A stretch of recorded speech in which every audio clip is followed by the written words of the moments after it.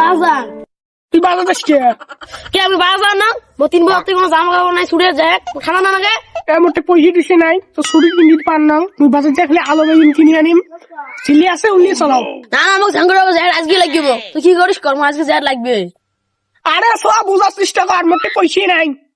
না মুইলে বুঝু না আমার আজকে জ্যাট লাগবে মোর সাথে বাজার চল 10 টাকা একটা সিমড়ি খেয়ে আসবো রে মুই কষি দিয়ে খাবার না বাজার চল বাজে পস্তাবো তুই